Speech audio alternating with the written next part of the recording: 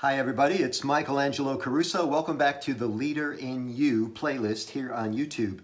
Now, last episode we talked about job descriptions and how they're often written in toothless ways that actually work against managers. It keeps them from being able to leverage any authority that they have because the job descriptions are almost incomplete of any detail.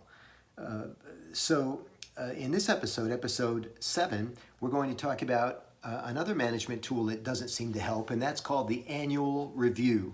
So annual reviews, which happen yearly, tend to be demotivating because they're based on this toothless job description and are tied to pay raises. So reviews, by definition, focus on the past. You're with me on this, right? And unfortunately, these meetings, they have like an ominous type of tone to them, like you're going to the principal's office for a spanking, like you're meeting with your landlord to find out if you're going to get your security deposit back. So we position these annual reviews with the employee as a passive participant to the process. Not a good idea. Now you might ask yourself, well, what is the alternative to this situation? And the answer is something I call quarterly performance interviews. So we're contrasting the annual performance review with quarterly performance interviews. And the idea about interviews is that they're upbeat.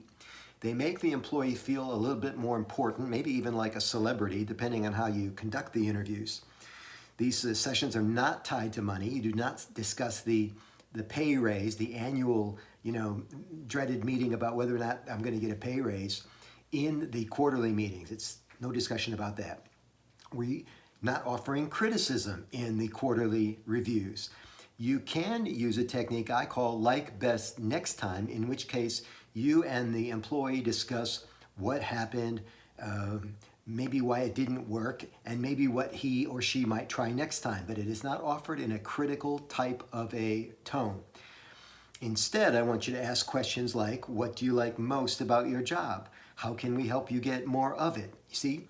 And these interviews, instead of focusing on the past, they focus on the future, and in particular, the next 90 days. Why 90 days? Because in 90 days, you'll meet again to discuss again what's the immediate future hold. So you're going to ask employees what they think and how they feel related to job expectations rather than the job description.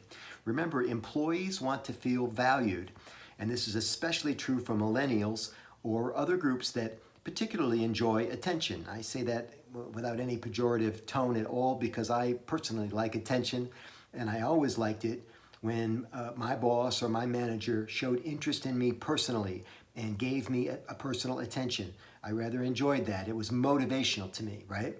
So in these sessions, these annual, rather quarterly performance interviews, we're going to engage the employees and keep them involved. We're going to encourage the employee to look after his or her own career. And by that I mean that the employee would actually schedule his own performance interview, right? He would schedule the interview, prepare it, chair it, and even summarize it after the fact by sending an email to the boss saying, here's what I think we covered. Thank you so much for the time. When you interview your employees quarterly, you get a lot done that you can't do in annual reviews. And I encourage you to interview your employees every quarter or they will interview someplace else. Stay tuned, subscribe to this channel to get more leadership tips, and in episode 8, the next episode, we're going to talk about performance reviews that are linked to money and why this is working against you if you are using this type of a review process with your employees. We'll see you again next time. Thanks, everybody.